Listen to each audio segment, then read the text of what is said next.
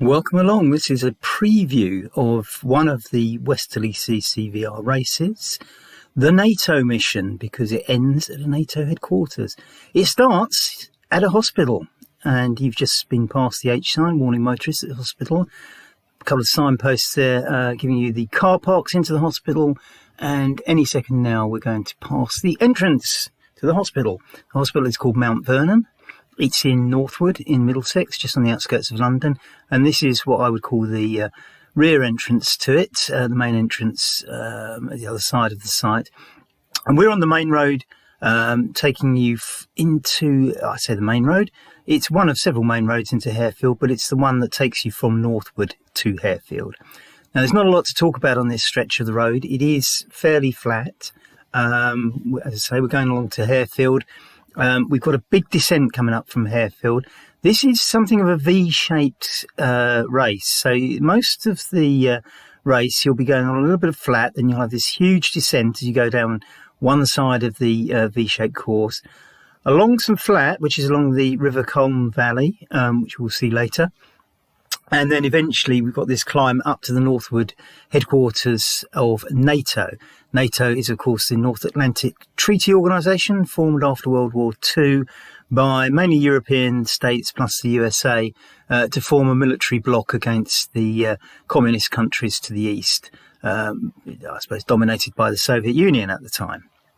So quite what role NATO's headquarters in Northwood play in the whole scheme of things, I have absolutely no idea, and I'm sure it's meant to be secret.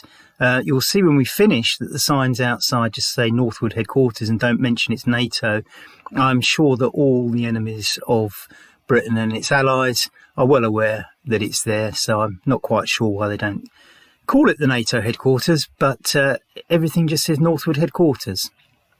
Anyway, so we're still going along this road towards Harefield. We'll start seeing some houses very, very shortly. Then we're going to do a right turn into the village green. As I say, there's nothing particularly of note along this section. Get the legs moving. There should be a fast start. So this will be about keeping up with the fast start. And my start, not so fast, slowed down by some unexpected roadworks here.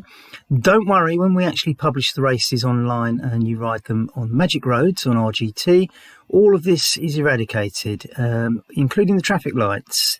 And so anything that slows me down on this is not going to slow you down. So anyway, around these, which will just start taking us into Harefield Village, you've seen the first few houses on your left there. Still fields here, although technically inside the Greater London boundary, just. We were right on the edge. It's a little bit unusual, Harefield, because it is an isolated village surrounded by trees and fields, yet is within the London boundary, just. So as I say, the final bit of this road, dead flat. It's not going to cause you any problems at all, other than just keeping up with the guys at the front and making sure that nobody gets away in a break or that you get dropped out of the pack. So if you can stay with the pack, you're fine on this stretch. Now, as I say, we should be hitting the village pretty soon, I would have thought, since the old 331 bus off on its way to Ruislip and Uxbridge. Yeah, it's taking slightly longer. I obviously don't ride as fast as I think I do. So here we go. Right, this is it. We're starting to get into the village now. And as I say, once through the village, we've got this great big descent down to the Coy Carp. In fact, that descent featured in the opposite direction coming up in one of our recent races, the Harefield and the Tor test, won by Jan Decker with Ian second and James Melville third, as I recall. So here we are. This is Harefield Village. This is what it really looks like coming in from the Northwood side. John Penrose School on the right. It's probably called something different these days, for all I know.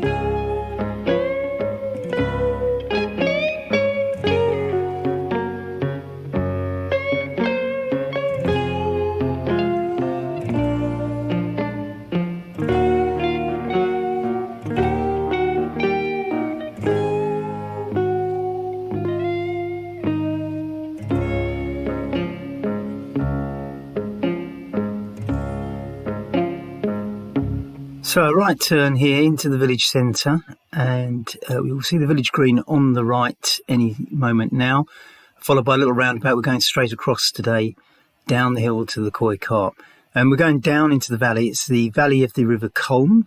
It also has the Grand Union Canal going along the valley. Canals don't like to go up hills, so it follows the contours of the land as much as possible. And you also get a lot of lakes, and I'm not sure if any of them are man-made reservoirs. I assume some of them are probably converted from being a lake into a reservoir. But there is a lot of water at the bottom of this valley, either in the canal, the river, or in one of these lakes at the bottom of the valley. Not sure quite how good a view the GoPro is going to pick up. It's at slightly lower level than one's eyes when riding, so it doesn't see over all the hedges quite as well as one gets view. And you'll notice that on the descent that we're about to do, where actually at eye level you've got quite a good view of the valley opening up in front of you, but on the GoPro it will not pick up so much because of the hedges at the side of the road. Now the descent starts about now, and it is fast and ferocious. You won't have to worry about this, but there's a set of traffic lights right at the bottom, which means one has to be a little bit cautious when riding it in real life. Some cyclists just completing the climb upwards. And you can just about see in front of you the land on the other side of the valley as we descend at some speed. And cars just pulled out in front of us, and we are catching this car rather quickly, which is not good. And I think he's going to turn right. He's got his indicator on, so that means we can safely pass on the inside and through, and off we go. Now this is a stepped climb. We're on one of the steps now, and you can see the horizon at the other side of the valley momentarily there, and we're back down onto the fast descent. Some of the tarmac at the bottom leaves a little bit to be desired, but again, if you're riding this on our virtual race, that won't be a problem because it's all nicely smoothed out on the magic roads of RGT. You can see a few of the potholes there as we watch the camera bouncing around, and that's with Steadicam. Wow, you can imagine what it felt like on there. Now we hit these traffic lights at the bottom. This is because there's a narrow bridge over the canal and river. We will edit this a little bit so that we don't have to view the whole way to the traffic lights, and off we go. And we swing round over the first bridge. The sun's rather taking the view out. You can see the water under there. That is the canal, and the second bridge is the river. Now this is a lovely stretch of road. We use this one a lot. This is one of these roads that helps take you out of London and into the Chiltern Hills. It's dead flat. The Coy Carp was the pub on the left, which does rather well. Gets a big clientele for its lunches and dinners. And at the other end of this little stretch of road is a pub called the Oaks, where, well, back in the day, one of our club members, before he emigrated to Ireland, Ian McNally, used to organise some lunches at the end of rides, and very nice they were too. Something that's not so prevalent in today's club rides, and that's probably my fault because I organise them, but there we are. We tend to use the Rusty Bike Cafe in Uxbridge at the end of our rides these days, a cycling-themed cafe. And very nice it is too, actually. It's to do some nice coffees in there. Now, as I say, this is a very nice stretch of road. You can get some speed up in either direction riding along here. We are riding between lakes, and I think you can sometimes glimpse bits of water, particularly on your right-hand side, perhaps, from place to place, but not always. I'm not sure where they are, so I can't really give you a big guide. I don't tend to be busy concentrating on any water at the side of the road when riding this.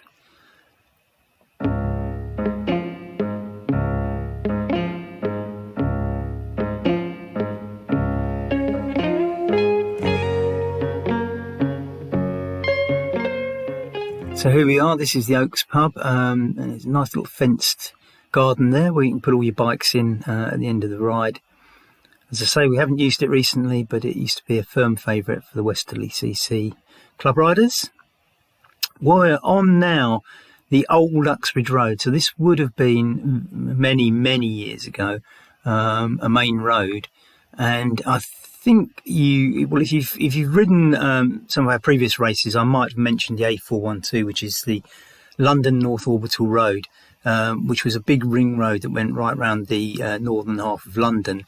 50 years ago, it would have been bumper to bumper with traffic, and it would have replaced this road. But it itself has now been replaced by the highway, motorway, auto route, the M25. So here we are on the original road. We're about to rejoin the A412, which would have been the trunk road 50 years ago, and that itself is nothing like as busy as it was 50 years ago, simply because it's been replaced by a motorway, which runs parallel to it, and we shall see one of the entrances to it on the route later. So as I say, this hardly any traffic on this because it's been replaced twice, and there's not a lot of real need to go down it. The council could repair it and make it slightly smoother, but I still use it. And just as I said, nobody uses it, there's a car. Now this will swing round to the left, and we will have to join the main A412, which, as I say, before they built the motorway, the M25, was the ring road around London, or at least on the northern half, and here we are about to join it.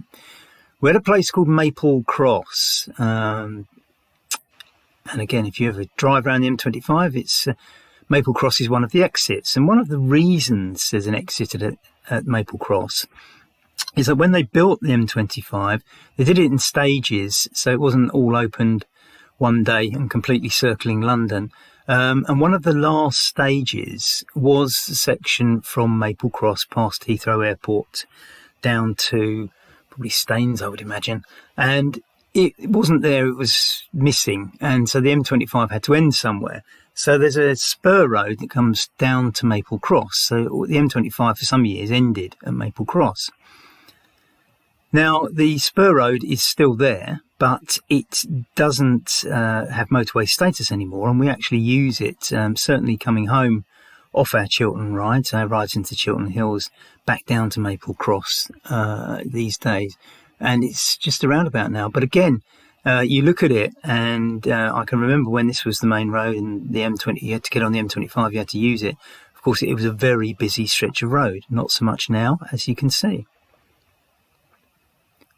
So we're about to come up to the roundabout. There's a couple of industrial units before that. I think Renault have got their UK headquarters here these days.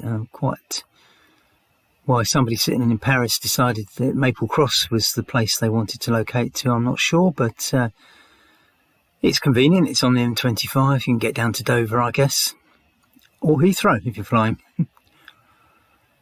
So here we are, this is the Renault headquarters on the right there. And we are now approaching the roundabout, which, as I say, is the spur road to the M25.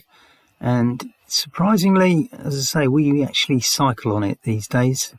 It's not often you can say you cycle on an ex-motorway, but it's one we use. So just catching up with one of the local cyclists here.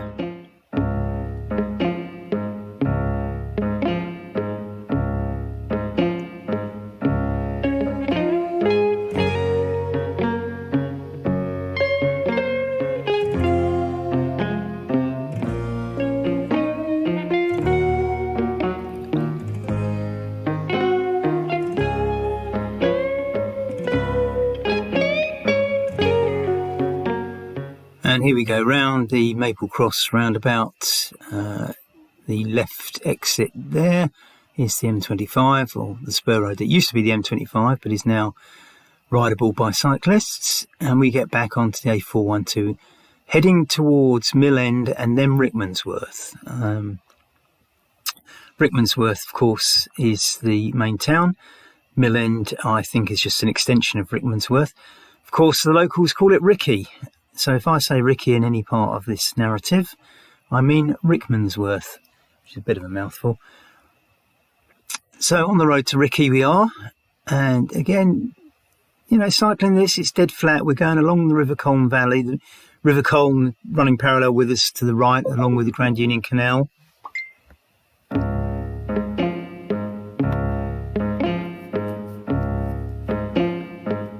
You see some of the more modern houses in Maple Cross. Now, Rickmansworth will be what they call part of Metroland. And the reason they call it Metroland is because the Metropolitan line is one of London's underground railways. In fact, the stretch of the Metropolitan line around Baker Street was the very first underground railway in the world back in the 1800s when it was opened.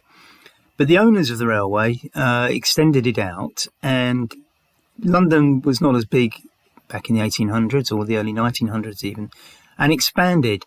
And of course, by building a railway out of London, they gradually encouraged more and more house builders to build around the stations. And so the railway brought people out of central London and created a lot of these suburbs.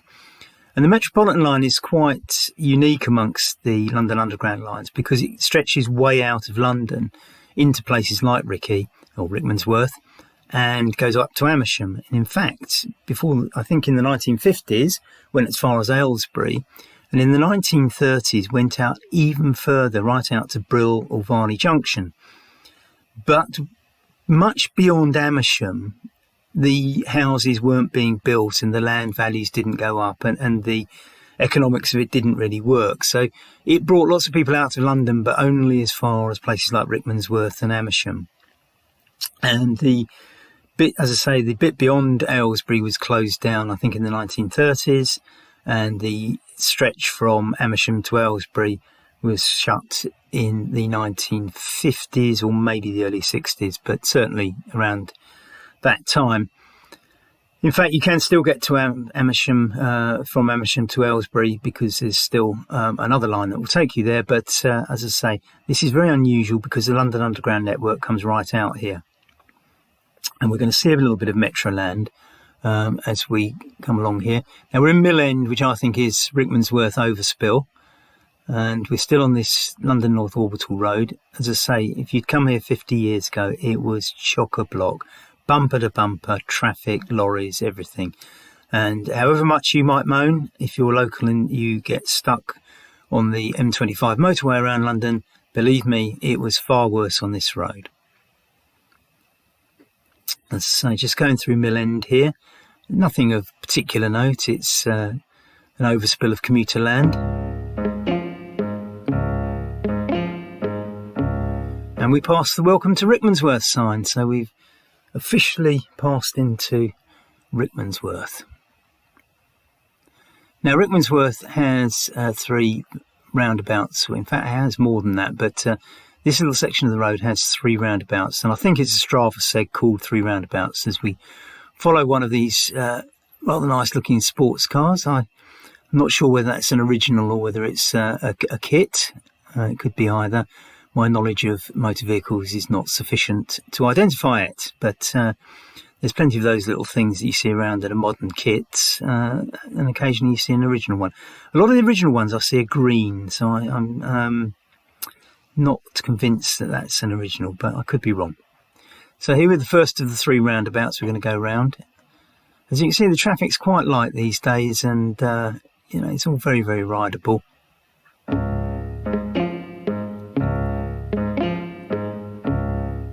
Now, this stretch of road here goes along what I think is called Rickmansworth Aquadrome.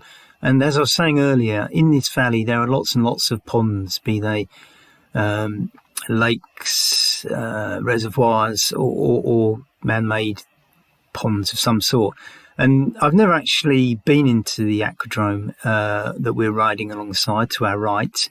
But I think it's one of those things where they converted a lake into something that can accommodate water sports. So whether or not you can do water skiing in there, I have no idea.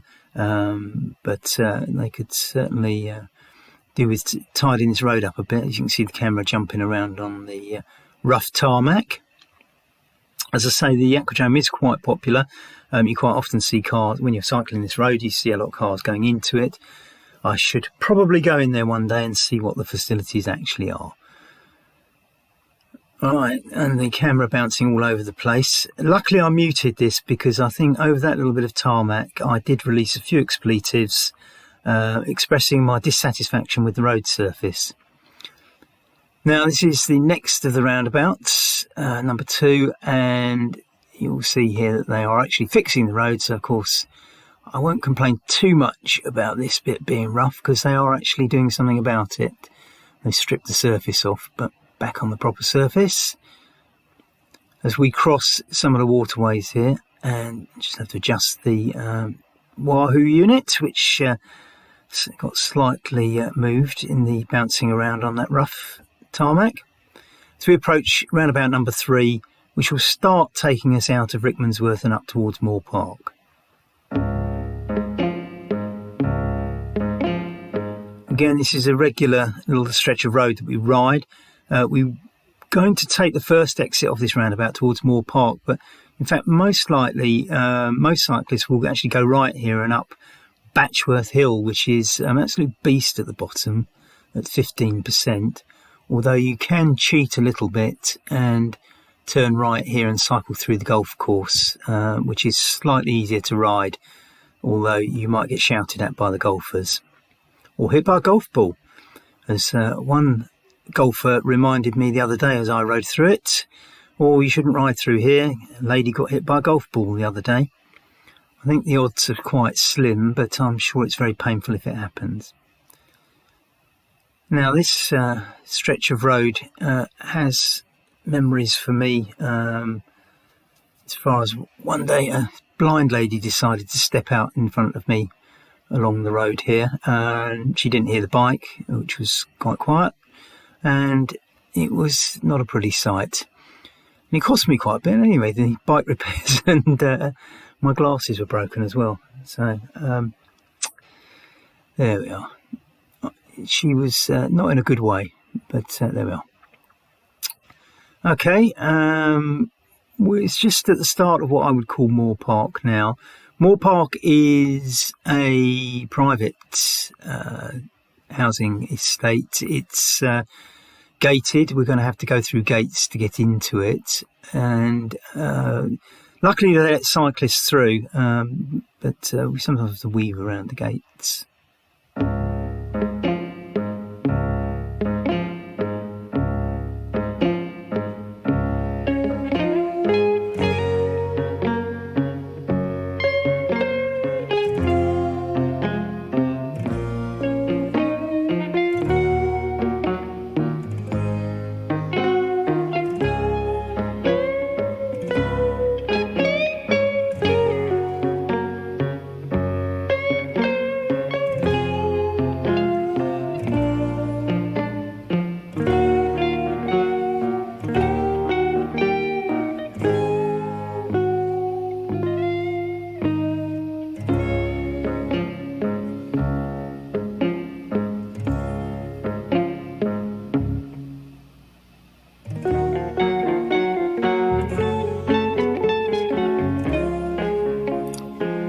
Right, so here we are. This is the gated entrance to the Moore Park estate, a very well-to-do, well-heeled estate.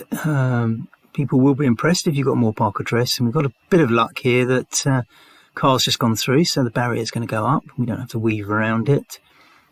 The downside of that is that this first speed bump is a bit nasty, and we're going to get stuck behind the traffic while they slow down to go over it. Okay. So that slowed me down a little bit, but you don't want to speed too much down here because the locals get upset. I think it's probably got a 20 mile an hour speed limit or something. No one's about, no one will shout, but they tolerate cyclists down here, so you don't really want to abuse it, but you can get a nice little bit of speed up if you want to along here. Now, it is a private road, so the residents here pay for it. They've got a little speed sign telling me that I'm under 20 mile an hour, 19 mile an hour. So I am compliant, and this is all paid for by the residents because the local authority don't own this road. The people in the houses do. And all no doubt contribute to its upkeep, and little flashing signs like that telling you what your speed is. Now, this again is part of Metroland, and it's the first opportunity to actually see the Metropolitan Line Railway, because we're about to go underneath it. And Moore Park has its own station, and it's very well served for getting into London, which probably helps the house prices even more, apart from being a private estate and an address to have. You can see the houses aren't bad, are they? And here we go, as we now head down to the dip. Now, this race is going to be all about the climb that we're about to start. And as we dip under the railway bridge, the Metropolitan Line Underground, albeit it's going over us. Here we are. You can see the bridge just coming up now. We go under it. And this is really where your climbing is going to start. So if there are going to be attacks in this race, it will be from this bend here. And you get the first ramp going up. We're actually just passing the gate of Merchant Taylor School, a very well-to-do private school set up by tailors back in the day, as the name will tell you. So up this first little ramp, that's the steepest bit. It eases off a little bit, just up to the horizon. You can see there where I think there's somebody coming down the road walking. When you get up to this, it's just past this lady walking. Right, it eases off again, and that's the first ramp. But we swing round to the right, and there's another little ramp up to the Sandy Lodge Golf Club. So as we swing right here, you've got your respite, and bang, go again. You've got, 50 metres perhaps, maybe a little bit more, up to the golf club. And the golf club being the white building, no, that's more than 50 metres, isn't it? It's maybe 100 metres up to the golf club, and then we swing left. Now, it doesn't quite get flat as we swing left. You can see the golf club, the white building. So we do a 90-degree left. It's not quite flat, but it's almost flat here. You're still slightly going up. Now, this isn't the Sandy Lane climb. That really is, it's building up towards the Sandy Lane climb. So this is a little bit of a warm-up for you. And we're actually going to take a little bit of a dip before we go out of the Moore Park housing estate gate on the other side. So we're now going downhill, which is quite nice, and it will take us to the bottom of what is the main climb and the test of the day, which takes us right up to the finishing line at the NATO headquarters. So here we are, coming down towards the exit gate from the housing estate. It's going to be quite busy sometimes when you come down here. If the Merchant Taylor schools have got some football matches or rugby matches on, with lots of parents bringing their sons and daughters to play sport on a Saturday morning. But this is somewhat quieter. It's during school holidays, so not so many of them. So here we are. Here's the gate. And as much as they want to keep out the motorists, they leave a little exit for us cyclists, which is very kind of them. And we're going to come down to, you see there, another entrance to Merchant Taylor School, just there on your left. As I say, you get a lot of parents coming along here with kids all eager to play football. That's soccer if you're in the USA. Rugby and whatever other sports they play there. No doubt cricket and athletics in the summer. Now, as I say, we are dropping down a little bit, and we're going to do a sharp right when we come to the petrol station at the end, the Sandy Lane petrol station, and that is the start of what I really call the climb. But don't forget, you've had to do these 2 ramps through the Moore Park estate to warm up for it. Here we are. This is the right turn, and as soon as we turn right, we're on the hill. You can see the angle of the road there. The hill actually starts further down. That goes into Watford. And here we are. Now, this first bit is quite gentle. It's no more than 3%, probably more like 2.5%. And it feels quite good. And you can get into a nice little rhythm here and think this is going quite nicely. But just after we get round this little curve here, you'll see that it ramps up a little bit. And suddenly that takes the momentum out of your pedalling, and it can disrupt where you are. And those who handle this next little ramp best will stay in the pack. Remember, this is the race to the finish now. We are in the final throes of this race. It's an uphill finish, and you know, those who got the legs left in them. This is the ramp now. This is where it goes up. It's probably no more than 8%, I would guess. And it stops just after this exit when the cars are coming out. Although it doesn't go down to 0. Okay, you've probably just done, I guess, 8% maybe. But this is probably about 3, but then it goes up to about 5 almost straight away. And it stays at 5 for quite a while. So assume you're going to have to sort of do an average of about 6% up this climb, at least in these early stages. Not the first little section, but the second bit of the early section. You can see the horizon where the car in front is. That's when it starts to ease off. And from there to the finish, it is an easier climb, but you've done the hard bit. So as we grind our way up to that little step where it will ease off. Now, if you're complaining about this route and this hill and you think that it shouldn't be this hard, spare a thought. I could have actually designed it so that it joined somewhere just coming up. You can see a little sign on your left explaining the right-hand turn. The right-hand turn we're about to pass, I could have brought you up that way. And believe me, that one is steep. If you are complaining about this climb, if I'd taken you up the other one, you would be complaining at least twice as much, I would guess. Here it is. That's the right-hand turn that I didn't bring you up, and you can thank me for that. Now we're getting towards the finish. If you're at this stage, really you need to be thinking, how much have I got to sprint to the end? Because there's not a lot left, but it is uphill, but it's nothing like as difficult as what you've just done. This is a much shallower gradient. It may look quite steep on the video, but believe me, if you're here, you can start putting the pedals down and giving it a bit of a go. We're still in amongst the houses, and unfortunately, when you ride this virtually, you're not going to see the landmarks.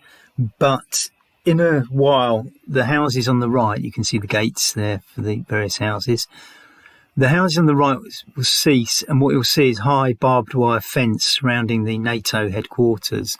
And at that point, that is where the sprint ought to start. But there's no markers for you on a virtual race. So you're going to have to kind of assume that something like 200 meters to go is the point to start sprinting if you haven't already. As I say, we're still amongst the houses because you can see the gates and the houses set back from the road. As I say, this is not a cheap area to live. These are nice addresses to have. And there we are. You can start seeing now the barbed wire fence of the NATO headquarters. So we should be sprinting by now. I'm not, because I'm only just filming it as a recce. And as we get round this bend, we really are in the final throes of the sprint. You can see it's still going uphill a little bit, but it's not particularly difficult. And certainly as we get over this little peak there, you can see it shallows out even more. Still riding along by those barbed wire fences, but here we are. This is the gate to the NATO headquarters, and if you've got here, you finished. They won't let you in for a drink and a shower, but there it is. Very discreet. Doesn't even say NATO on it. Bye.